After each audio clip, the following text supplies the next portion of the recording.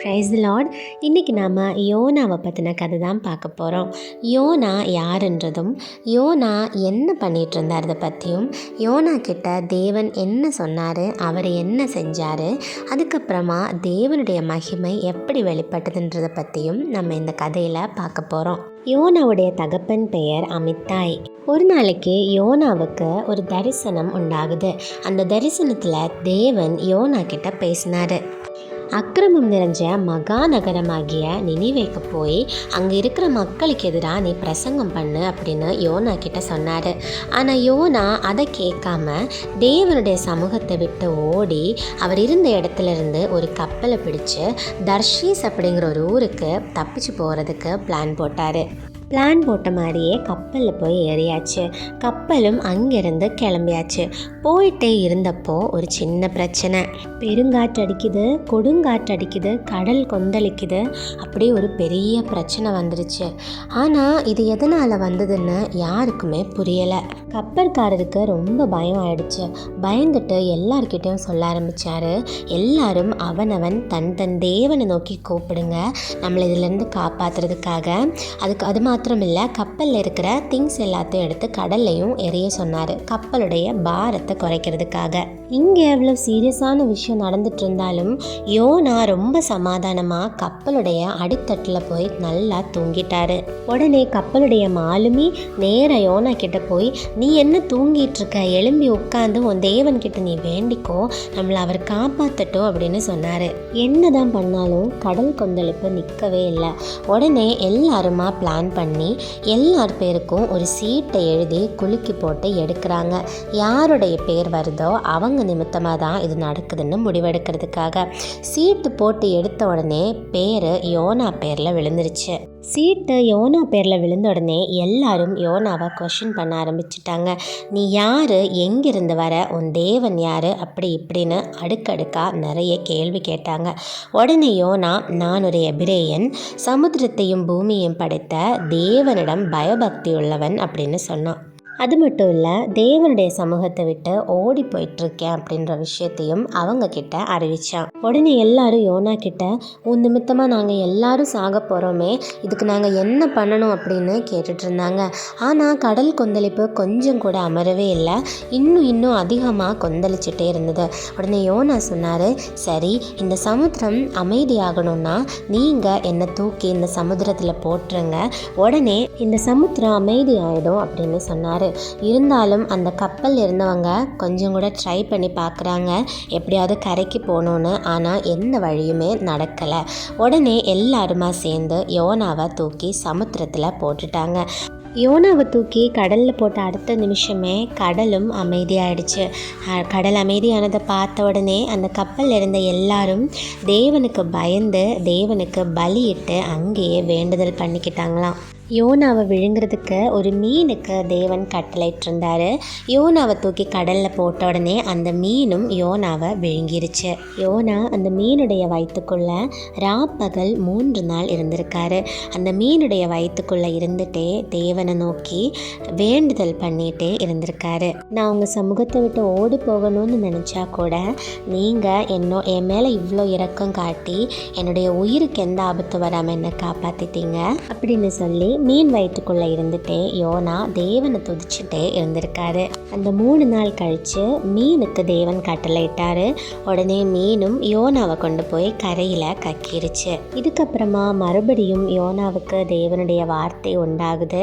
தேவன் யோனா கிட்ட முன்னாடி சொன்ன மாதிரியே நீ நேராக நினிவேக்கு போய் நான் உனக்கு சொல்கிற மாதிரியே அங்கே இருக்கிற ஜனங்களுக்கு எதிராக பிரசங்கம் பண்ணு, அவங்களுடைய அக்கிரமம் பெருகிட்டே போகுது அப்படின்னு சொன்னார். அதை கேட்ட யோனா இந்த தடவை தேவனுடைய வார்த்தைக்கு கீழ்ப்படிந்து அதே மாதிரி நினிவேக்கு போயிட்டாரு. நினிவே ஒரு பெரிய மகா நகரம். அதனாலேயே அங்கே போகிறதுக்கு 3 நாள் ட்ராவல் பண்ணணுமா. இந்த 3 நாள் பயணத்தை முடித்து யோனாவும் நினிவேயை ரீச் பண்ணிட்டாரு. நினிவேயை ரீச் பண்ணி அங்கே உள்ள மக்கள்கிட்ட பிரசங்கம் பண்ணவும் ஆரம்பிச்சிட்டாரு. இனி 40 நாள் தான் பாக்கி உண்டு. இந்த 40 நாளுக்கு அப்புறமா நினிவே கவிழ்க்கப்பட்டு போகும் அப்படின்னு அங்கே போய் பிரசங்கம் பண்ணார். இதை கேட்ட ஜனங்கள் உடனே தேவனை விசுவாசித்து உபவாசம் செய்யும்படிக்கு அங்கே இருந்த எல்லாரும் தமிழ சொல்லிக்கிட்டாங்க. இந்த செய்தி நேராக நினிவேயுடைய ராஜாவுடைய காதுக்கு போச்சு. இதை கேட்ட ராஜாவும் உடனே தன்னுடைய சிங்காசனத்திலிருந்து எழுந்து அவர் போட்டிருந்த உடைய கழட்டிட்டு ரெட்டை உடுத்து சாம்பலில் போய் உட்கார்ந்தாராம். அது மாத்திரம் இல்லை, ராஜா அங்கிருந்து எல்லாருக்கும் ஒரு கட்டளையும் போட்டார்.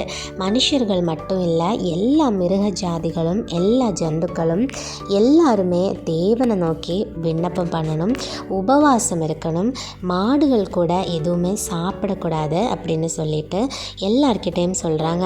நம்ம இப்படி இருக்கிறத பார்த்து ஒரு வேளை தேவன் மனஸ்தாபப்பட்டு நம்மளை இதில் இருந்து காப்பாற்றுவார் அப்படின்னு சொன்னார். இது எல்லாத்தையும் பார்த்துட்டு இருந்த தேவனும் தம்முடைய மக்கள் தம்முடைய வார்த்தையை கேட்டு தம்மை விசுவாசித்து தம்முடைய பாவங்களை எல்லாம் விட்டதுனால தேவனும் அவங்க மேலே மனஸ்தாபப்பட்டு அவங்கள அழிக்காமல் அவங்கள காப்பாற்றவும் செஞ்சார்.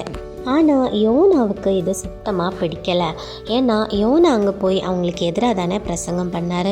இன்னும் 40 நாளில் நீங்கள் கவிழ்க்கப்பட போகிறீங்கன்னு பிரசங்கம் பண்ணிவிட்டு இப்போ என்னடானா தேவன் இவங்களை காப்பாற்றிட்டாருன்னா அப்போ நான் பிரசங்கம் பண்ணது என்ன ஆகும் அப்படின்னு யோனாவுக்கு ஒரே எரிச்சல். யோனா ரொம்ப கோவப்பட்டு தேவன்கிட்ட நிறைய கொஸ்டினும் கேட்குறாரு. இதுக்கு தான் நான் அப்போவே இங்கேருந்து தப்பி தர்ஷீஸுக்கு போனேன், என்னை திருப்பியும் இங்கே கொண்டு வந்து நீங்கள் மனஸ்தாபப்படுறதா இருந்தால் என்னை இங்கே நீங்கள் கொண்டு வந்திருக்கவே வேண்டாமே, இதை விட என்னோட உயிரை எடுத்துக்கோங்கன்னு கோவமாகவும் பேசுகிறான். அப்படியே கோவமாக பேசிட்டு அந்த நகரத்தை விட்டு கொஞ்சம் வெளியே போய் அங்கே ஒரு குடிசையை போட்டு உட்காந்துட்டு இங்கே என்ன தான் சம்பவிக்க போகுதுன்னு நான் பார்க்க தான் போகிறேன் அப்படின்னு அங்கேயே உட்காந்துட்டாரு. தேவனுடனே யோனாவுக்கு நிழலை கொடுக்கறதுக்காக அவர் உட்கார்ந்திருந்த அந்த குடிசைக்கு பக்கத்துலேயே அவர் தலைக்கு மேலே ஒரு ஆமணக்கு செடியை முளைக்க கட்டளையிட்டார். அந்த ஆமணக்கை பார்த்தோன்னே யோனாவுக்கு ரொம்ப சந்தோஷம். அடுத்த நாள் காலையில் ஆனோடனே தேவன் ஒரு பூச்சியை கட்டளையிட்டு அந்த ஆமணக்கு செடியை முழுவதும் அரித்து போட வச்சுட்டாரு. சூரியன் உதிச்சதுக்கு அப்புறமா தேவன் ஒரு உஷ்ணமான கீழ்காற்றை கட்டளையிட்டாரு. அது நேராக போய் வெயில் யோனாவுடைய தலையில் பட்டுருச்சு. யோனா அப்போ ரொம்ப எரிச்சல் ஆயிட்டாரு. திரும்பவும் நான் உயிரோடு இருக்கிறத விட சாகிறதே நலம் அப்படின்னு மனசுக்குள்ளே சொல்ல ஆரம்பிச்சிட்டாரு. நீ வளர்க்காததும் நீ முளைப்பிக்காததுமான ஒரு ஆமணக்கு பட்டு போனதுக்கே உனக்கு இவ்வளோ எரிச்சலாயிருக்கே, அப்போ என்னுடைய ஜனம் வலது கைக்கும் இடது கைக்கும் வித்தியாசம் அறியாத 120,000 பேருக்கு அதிகமான ஜனங்களும் மிருக ஜீவன்களுக்கும் நான் எப்படி பரிதாபப்படாமல் இருக்க முடியும் அப்படின்னு யோனா கிட்ட கேட்குறாரு. இதோட யோனாவோட ஸ்டோரி பைபிளில் முடிஞ்சிருது. இப்போது இந்த ஸ்டோரியோட கன்க்ளூஷன் நம்ம கிட்ட தான் இருக்குது. இந்த கதையிலிருந்து நம்ம என்ன புரிஞ்சுக்கிட்டோன்றது தான் இந்த கதையோட கன்க்ளூஷன்.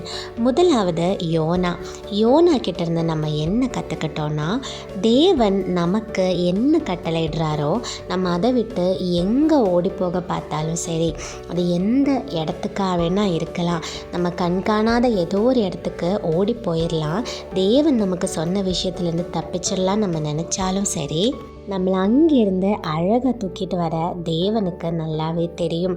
தேவன் நினச்சிருந்தா யோனாவை அந்த கோபத்தில் கொன்னே போட்டிருக்கலாம். ஆனால் தேவன் யோனாவை கைவிடவே இல்லை. அவரை அந்த சமுத்திரத்திலேருந்து காப்பாற்ற மீனுக்கு கட்டளையிட்டார். எவ்வளோ அன்பான தேவன் இல்லையா நம்முடைய தேவன். அடுத்தது அந்த நினிவேயுடைய மக்கள்.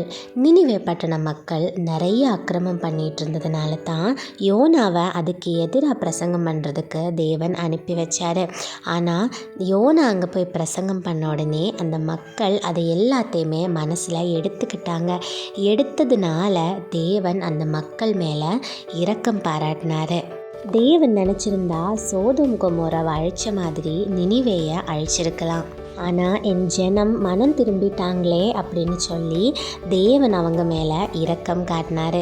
அவ்வளோதான் நம்முடைய தேவனுடைய இரக்கமும் அன்பும். பார்த்திங்களா, நம்ம என்ன தான் பாவம் பண்ணிகிட்டு இருந்தாலும் சரி, நம்ம ஒரு வாட்டி நம்ம பண்ணிகிட்ருக்கிறது பாவம் அப்படின்னு தெரிஞ்சு அதிலிருந்து நம்ம வெளியே வர ட்ரை பண்ணிட்டோம்னாலே தேவன் நம்ம மேலே இரக்கம் காட்டிடுவார். ஆனால் திரும்ப அந்த பாவத்தை நம்ம பண்ணாமலும் இருக்கணும். இவ்வளோ அன்பும் இவ்வளோ இரக்கமும் உள்ள தேவன் நமக்கு கிடைச்சதில் நம்ம தான் நிறைவே பாக்கியம் பண்ணுவாங்க. இவ்வளோ அன்பான தேவன் நமக்கு இருக்கிறப்போ நம்ம எதுக்காகவும் பயப்பட வேண்டிய அவசியம் இல்லை. தேவன் நமக்கு சொல்கிறத கேட்டு நம்ம வாழ்க்கையை அழகாக நம்ம முன்னாடி கொண்டு போகலாம். இந்த கதை எல்லாருக்குமே புரிஞ்சிருக்கும்னு நம்புகிறேன். பிடிச்சிருந்தா கண்டிப்பாக ஒரு லைக் பண்ணுங்கள், உங்கள் ஃப்ரெண்ட்ஸுக்கெல்லாம் ஷேர் பண்ணுங்கள், சப்ஸ்கிரைப் பண்ண மறந்துடாதீங்க. ஏதாவது டவுட்ஸோ ஏதாவது குறைகளோ இருந்தால் கண்டிப்பாக கமெண்ட் பண்ணுங்கள். அடுத்த வீடியோவில் பார்க்குறேன். Praise Lord. ஆமேன்.